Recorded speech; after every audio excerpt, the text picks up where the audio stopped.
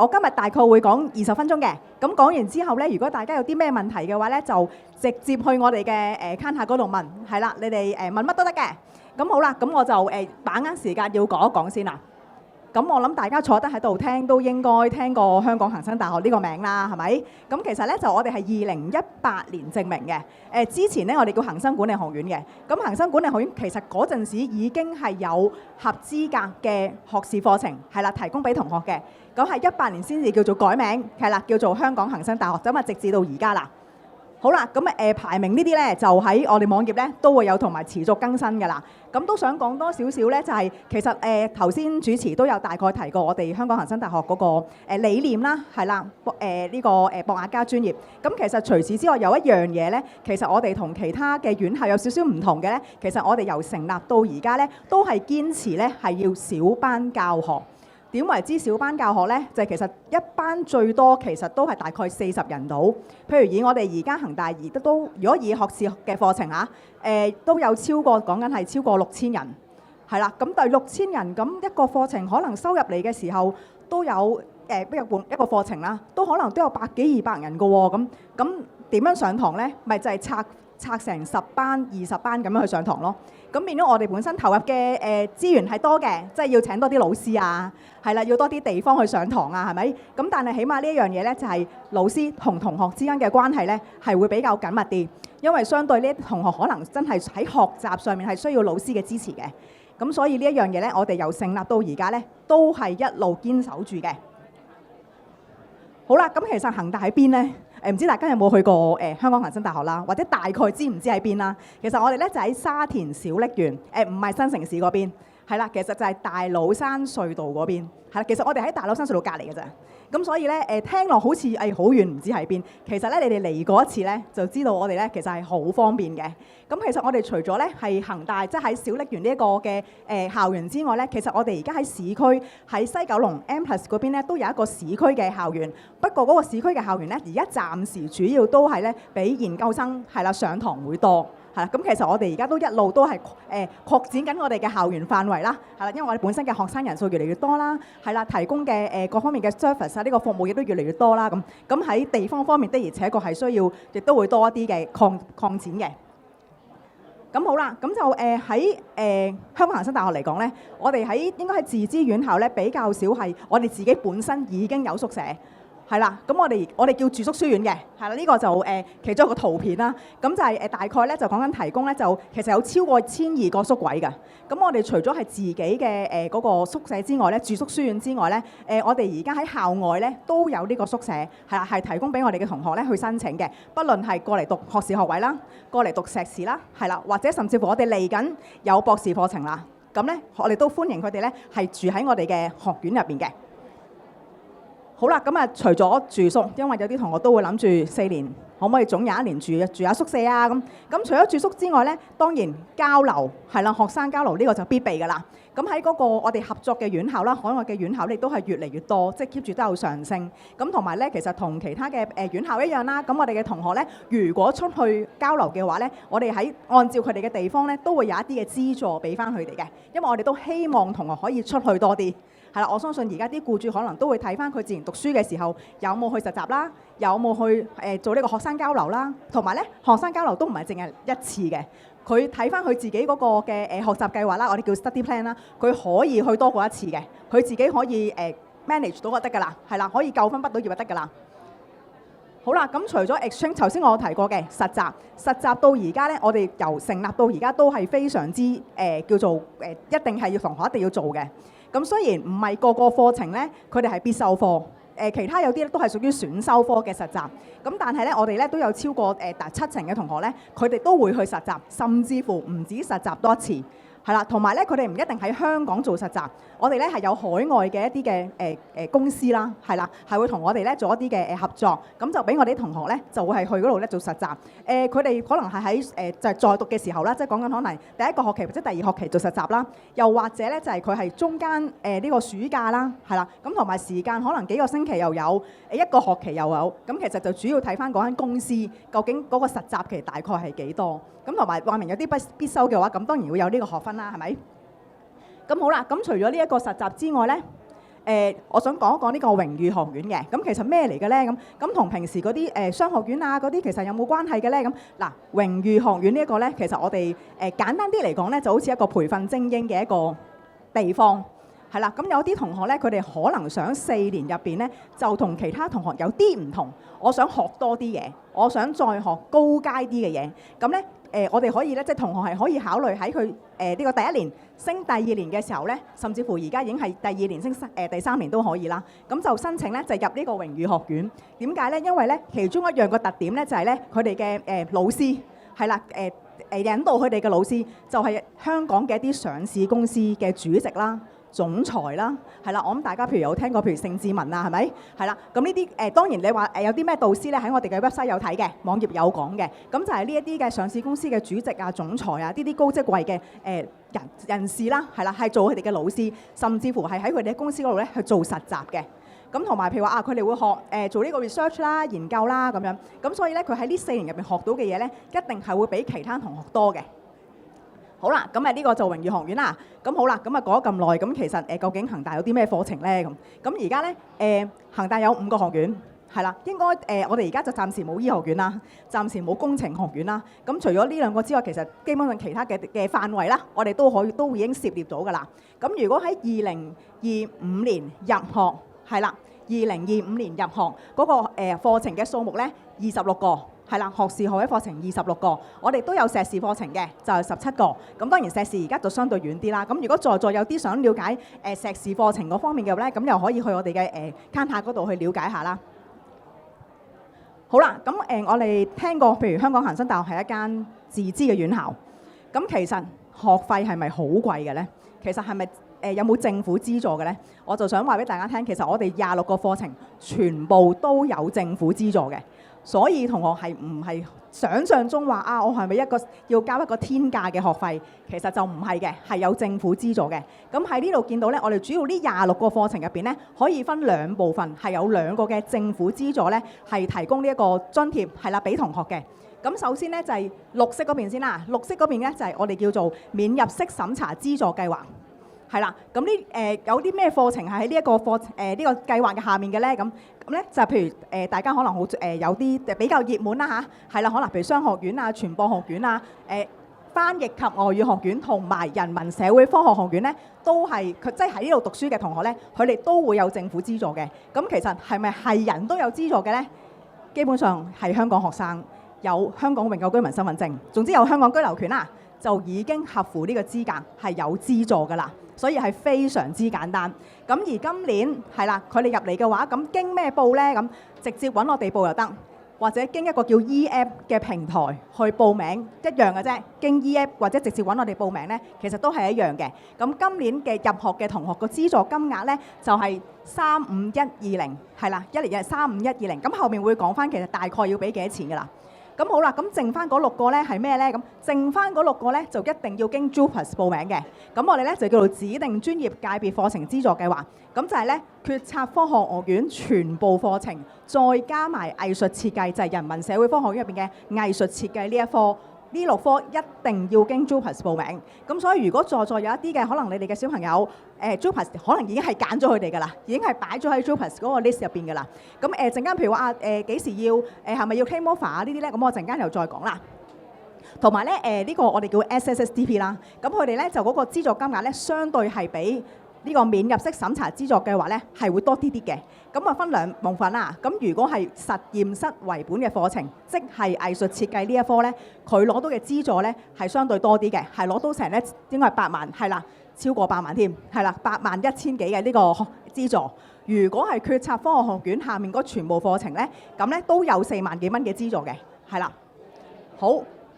咁嗱，當然課程嘅內容咧，我就唔會逐個講啦，係咪？係啦，咁啊可以咧了解翻，因為我哋今日都有咧唔同學院嘅老師都喺度咧，係為大家解答問題嘅。咁我好快講一講嗰個課程啦。首先講商學院先，商學院咧喺學生人數嚟講咧，一定係最多㗎啦，一定係最大㗎啦，超過一半都係商學院嘅學生。佢哋提供嘅課程咧，26個入邊，佢哋都佔咗10個，係啦。咁有啲同學可能就會話啦，咁其實咧我想讀商科嘅，但我真係唔知讀商科邊一個範疇好啲。我又想讀會計，但我又好似對呢一個管理學有興趣。咁點呢？即係我唔係好專咁對某一個商科嘅，咁點呢？咁呢，我哋會建議同學呢可以揀呢，就係呢個綜合工商管理，即係第5個，係啦。呢一個綜合工商管理呢個課程呢，係乜都有嘅。係啦，乜都有會涉獵啲嘅，咁就係適合一啲同學呢，佢想讀商科，但可能唔係好清楚自己究竟係想讀商科嘅邊一個範疇。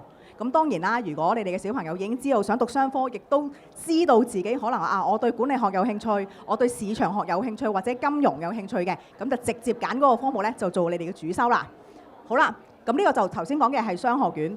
第2個就係傳播學院。咁如果同學係對新聞啦，係啦，媒體啦，係啦，因為而家喺嗰個媒介，即係唔係淨係比較傳統嘅紙媒嗰方面啦，係啦，甚至乎企業傳訊嗰方面咧，咁咧都可以選擇咧就係傳播學院嘅課程嘅。咁好啦，決策科學學院啊，咁頭先我都睇過嘅，佢哋全部課程咧都係入晒 JUPAS 㗎啦。係啦，如果要揀嘅咧，就照計應該揀咗嘅。咁如果真係想再加 choice 咧，就應該係去到 JUPAS，即係應該係 DSE 課榜之後先有得再加㗎啦，係有得再加減㗎啦。 5個課程全部都入晒㗎啦。其實佢哋啲課程咧，尤其是供應鏈管理呢一科啦，其實佢哋喺好早2010-11嘅時候已經有㗎啦。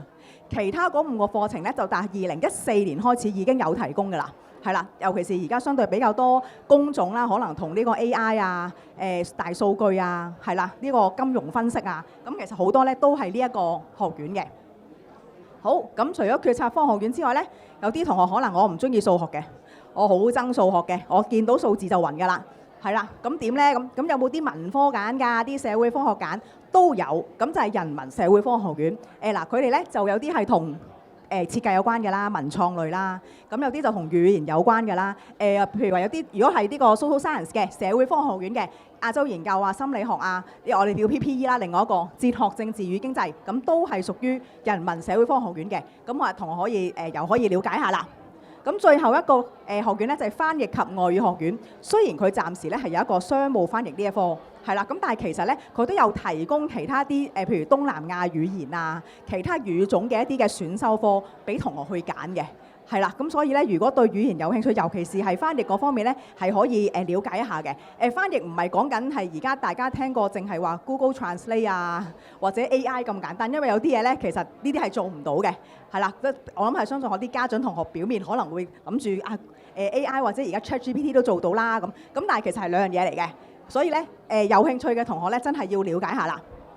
好，咁講完呢一個本科學士學位，我哋都有翻譯嘅，咁就有17個，係啦，今年有17個，咁有3個係新嘅。咁如果又係啦，有興趣嘅話，可以過去我哋嘅Canada嗰度聽一聽啦。好，最後講呢個入學嘅資訊啦。咁咧。DSE， 我估大家都係 DSE， 比較多係 DSE 啦，係咪？咁嗱，如果 DSE 咧，其實好簡單，最低入學要求咧係332A2，係啦。除咗精算及保險嗰科咧，佢數學係要高少少3，即係佢係要333A2嘅。如果其他嗰啲咧係332A2，我哋計5科嘅啫，係啦，同八大唔同，我哋計5科。同埋咧，我哋係接受combine cert嘅，即係有啲可能係舊年考過一次，今年再考，咁2年嘅成績係可以combine埋一齊嘅。好啦，咁如果咧有啲同學可能佢唔係考呢一個 DSE 嘅，考 IB 啊、GCA Level 啊，仲有咩啊？係 SAT 啊，甚至乎考呢個內地高考啊，係啦，呢啲咧我哋都係接受嘅。即係總之其實國際成績嘅學歷咧，我哋都會考慮，同埋我哋每一年都有收呢一類嘅學生嘅。咁如果頭先講嘅咧，就係入嚟讀1年班。如果在座有一啲同學係啦，你哋可能係其實我今年讀完呢一個10 degree 嘅啦，即係讀完呢一個文憑讀完呢個 AD High Dip 嘅啦，咁可唔可以轉過嚟讀2年班或者3年班咧？當然可以啦。其實我哋已經收緊㗎啦，而家咁咧同埋已經出咗成績㗎啦嘛，好多都咁就其實咧，我哋都係睇你咧就係呢個10 degree 嘅 GPA 大概係幾多咁咧？係啦，咁其實如果簡單啲嚟講咧，就係入2年班就係2.3。入3年班就係2.5，係啦，呢個就好簡單嘅啫。具體每一個課程個 GPA 要求又係可以喺我哋個 website 嗰度咧係了解翻嘅，但係大部分都係2年班係2.3咯，入3年班就2.5咯。嗱，研究生就好簡單啫，你讀完個學士學位畢咗業，係啦，再加埋英文嘅要求，呢個就係最低嘅要求啦，係啦，呢個真係好簡單嘅啫。好啦，最尾講收生，講翻嗰20個免入息審查資助計劃 NMTSS 啦，即係例如商學院啊、傳播學院呢啲。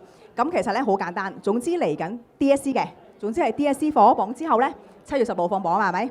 放咗榜之後咧，咁如果係拎住 conditional offer 嗰啲咧，有條件取錄喺我哋個system 嗰度咧 ，online 嗰度咧去交翻個成績就 OK 㗎啦。如果未報嘅，或者報咗冇 conditional offer 嘅，咁都好簡單。你哋到當日7月16號嗰日咧，你哋直接嚟啦。係有啲可能未 interview 添㗎，係你哋可以直接嚟啦。咁我哋咧係會有一個面試啦，即場面試啦，同埋咧基本上你合格咧，我哋都會有一個直接嘅取錄，係啦，俾翻同學嘅。咁所以可以同學可以考慮下。一個同學同埋家長好關心嘅，我哋有冇彈性收生？即係有啲搣唔到332A2嘅。我哋係每一年都有少量嘅名額係收呢一類彈性收生嘅同學，即係話咧佢哋係搣唔到332A2嘅，係啦，但係可能佢其他方面其實係好 OK 嘅。咁通常啲同學點咧？第一日即係放榜嗰日咧就會衝晒過嚟㗎啦。咁同埋咧因為名額有限㗎嚇，咁你哋第一日嚟到嘅時候咧，咁咧就我哋面試咗，咁啊盡量第一日啦。咁但係都有機會派完第一、第二日咧就會冇晒㗎啦。所以點解咧？如果尤其是同學爭少少，係啦，咁咧可以考慮咧係直接過嚟我哋恒大，即係頭先講嗰個小瀝源嘅校園，係啦。咁我哋咧就會有即場嘅一個收生嘅程序俾到大家嘅。好啦，咁就如果係啦，呢個就係嗰個放榜嗰日嘅安排啦。咁大家可以影一影啦，係啦。可以影一影啦，咁就如果係有 conditional offer 嘅，就喺 system 做得㗎啦，可以唔使過嚟。如果係暫時咩都冇嘅，就算到時先報名嘅，咁你就直接過嚟我哋恒大呢邊咧，就一條龍搞晒㗎啦。如果 SSDP 嘅，即係頭先講決策科學院嗰5個課程，加埋藝術設計，即係喺 JUPAS 報咧，其實好簡單，就真係跟 JUPAS 嗰個時間表嘅啫。總之7月16號放咗榜之後咧，應該有3日咧就可以改選嘅。改選完之後咧，8月6號就會 JUPAS 放榜，係啦。咁就 JUPAS 放榜之後咧，先至要交留位費嘅。咁好啦，頭先咪話啊，咁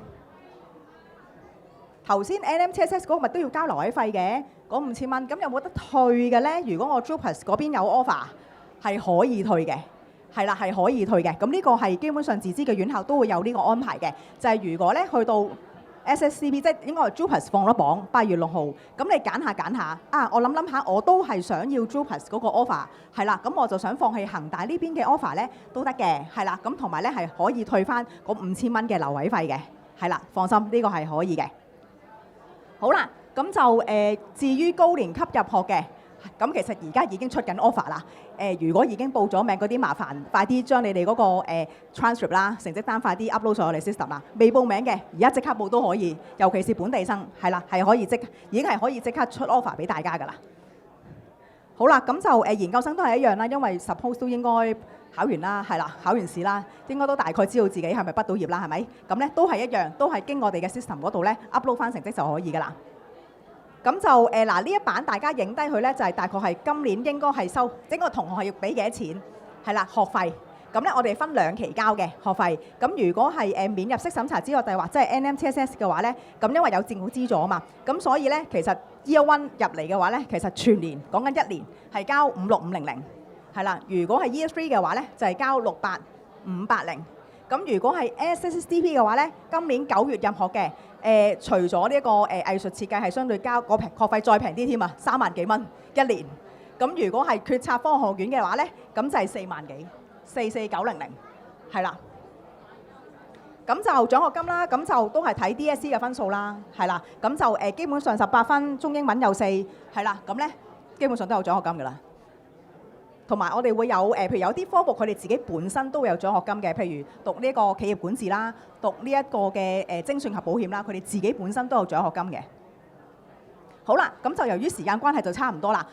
如果今日啱啱就諗到有問題嘅話咧，可以直接去我哋嘅 counter 嗰度去睇翻啦。如果翻到屋企係啦，你哋可以叫你哋嘅小朋友即刻上我哋嘅網站嗰度咧去，我哋有晒我哋啲入學資料啊、課程嘅資料啊、video 啊都有晒㗎啦。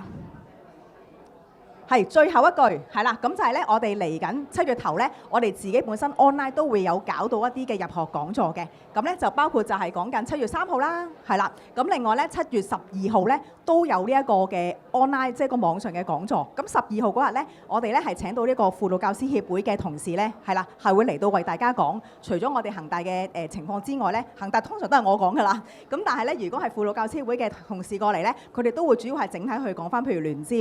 係啦，嗰個情況啦、數據啦，係啦，咁佢都有啲嘅呢啲嘅資訊想同大家分享嘅。咁大家咧，如果想報名嘅話咧，你 online 報名就得㗎啦。係啦，就係咁樣咯。咁去我哋個網站，即係 sorry，去我哋嘅counter 咧都有個 QR code㗎啦。係啦，都可以嗰度去掃一掃㗎啦。係應該係咁上下啦。咁我哋嘅攤位係10號。咁就今日唔該晒大家先。